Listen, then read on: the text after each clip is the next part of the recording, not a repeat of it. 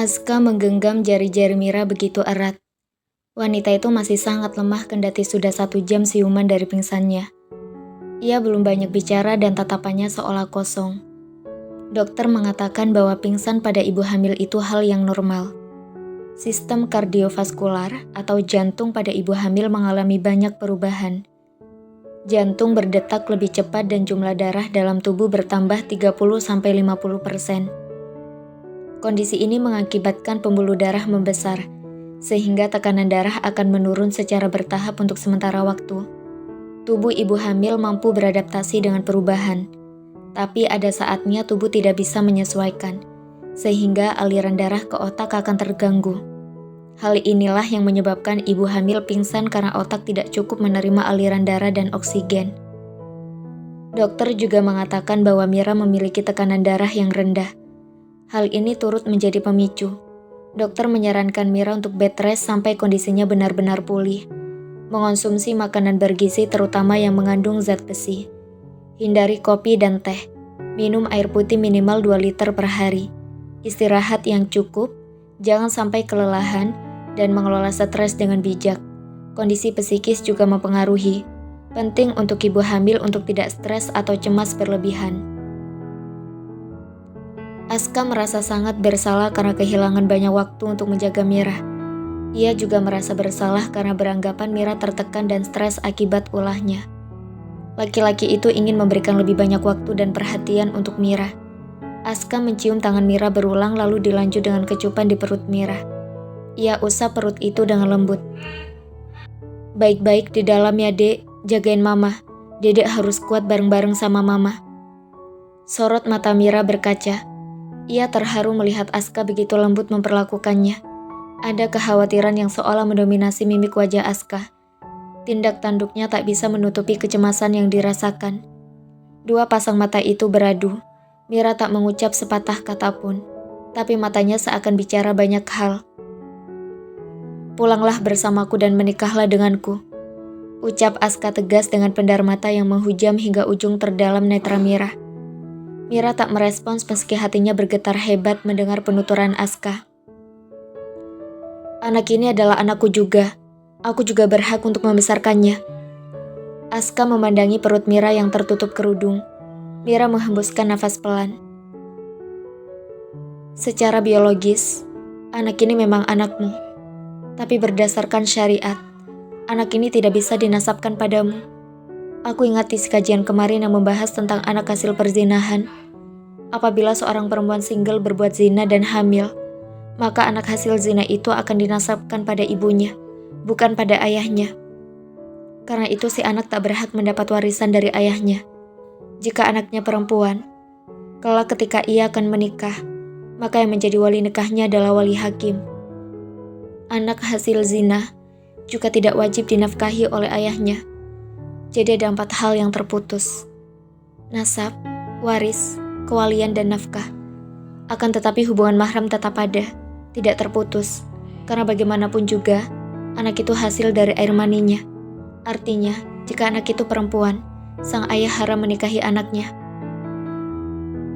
Kata-kata haram menikahi itu lebih menyorot hubungan mahram di antara keduanya yang tidak terhapus meski si anak tidak dinasabkan pada ayahnya. Secara kesimpulan, seorang ayah dari anak perempuan hasil zina haram untuk 1. Menikahkan anaknya menjadi wali nikah bagi anaknya. 2. Menikahi anaknya karena meski si anak tidak dinasabkan pada ayahnya, tapi hubungan mahram keduanya tidak terputus. Si anak tetap mahram bagi anaknya. Makanya, ayah haram menikahi anaknya. Aska bergetar.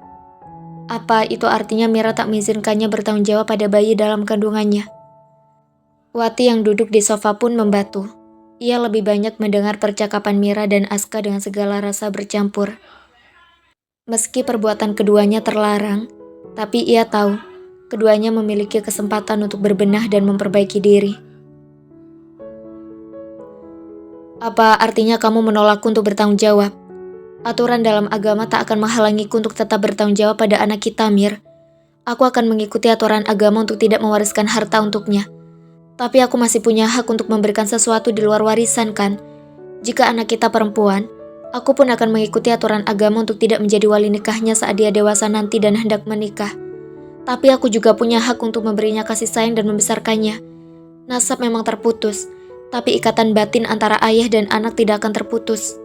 Aku mohon, beri aku kesempatan untuk memperbaiki semuanya. Aska mengeratkan genggamannya, tapi Mira sedikit mengendurkannya. Aska tersentak, rasanya menyakitkan. Bahkan Mira menolak untuk ia genggam. Kita bukan mahram, Kak. Ada yang membatasi.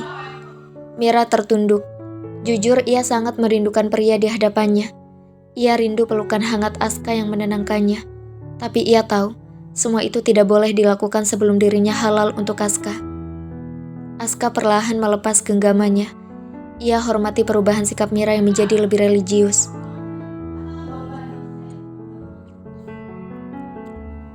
Untuk menjadikanmu halal untukku, kita harus menikahkan.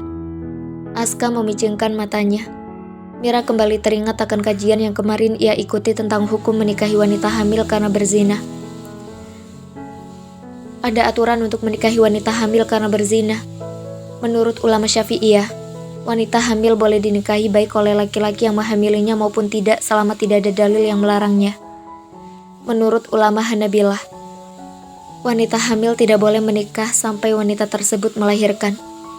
Jika wanita itu menikah dalam kondisi hamil, maka pernikahannya tidak sah. Menurut ulama Malikiyah, wanita hamil punya masa iddah atau masa tunggu, dikenal dengan istibra. Masa istibra wanita hamil adalah sampai melahirkan. Sementara wanita pezina yang tidak hamil, masa istibranya adalah hingga 3 kali masa haidnya lewat. Wanita yang menikah dalam kondisi hamil, baik dengan laki-laki yang menghamilinya atau tidak, maka pernikahannya tidak sah.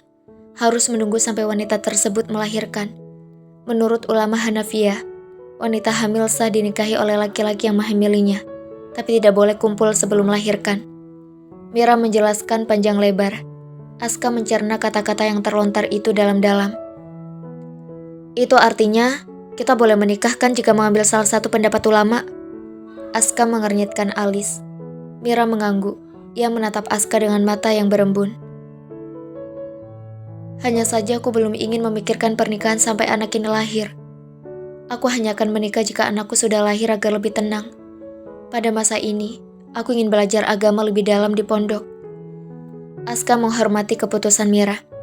Ia tak akan menghalangi keinginan Mira untuk belajar agama. Ia akan menunggu sampai Mira melahirkan, lalu menikahinya.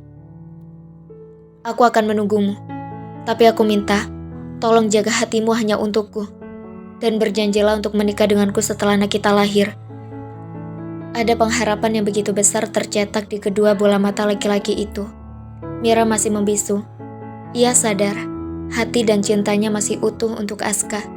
Sekelebat kenangan melintas di benak. Ia teringat saat laki-laki itu memeluknya dari belakang setiap kali memasak. Ia teringat akan usapan lembut jari-jari Aska di kepalanya kala ia bersiap memejamkan mata. Dan ia terbayang ketika mereka saling menatap dengan usapan jari-jari Aska di pipinya setiap selesai bercinta. Mira pun terbangun dari lamunannya dan sadar benar bahwa kenangan itu adalah rangkaian dosa yang terasa manis. Segala penggalan kisah itu akan bisa terulang kembali jika mereka menikah. Namun entah kenapa, sebongkah keraguan menyergap. Apa kamu tidak mau menikah denganku? Tanya Aska sekali lagi. Bibir Mira terasa keluh. Rasanya begitu sulit untuk sekedar menjawab. Aska beranjak. Ia melirik Wati yang duduk terdiam. Ia ingat wanita yang sangat berjasa merawat Mira itu belum makan apapun. Aku keluar dulu, mau beli makanan. Kasihan nenek belum makan. Aska melirik Wati dan tersenyum. Gak usah repot-repot nak Aska. Timpal Wati dengan senyum ramahnya. Gak merepotkan nek, saya juga lapar. Sekalian pengen beli buah juga untuk Mira. Aska melangkah menuju pintu. Mira menatapnya sayu. Hatinya mendadak bergerimis mengamati langkah gontai Aska yang seolah seratkan bahwa pria itu saat ini tengah patah hati. Aska, Mira memanggil pelan. Aska berhenti dan membalikkan badannya. Ditelisiknya raut wajah Mira yang tajam menatapnya. Aku akan menunggumu. Aku akan menunggumu sampai anak ini lahir. Ucapan Mira menggantung di ujung. Aska membelalakan matanya. Ia segera berbalik dan mendekat ke arah Mira. "Artinya kamu mau menikah denganku?" Aska sedikit menyunggingkan senyum dan berharap Mira memantapkan hati untuk menikah dengannya. Mira mengangguk pelan. "Iya, setelah anak ini lahir," balas Mira tanpa menoleh pada Aska.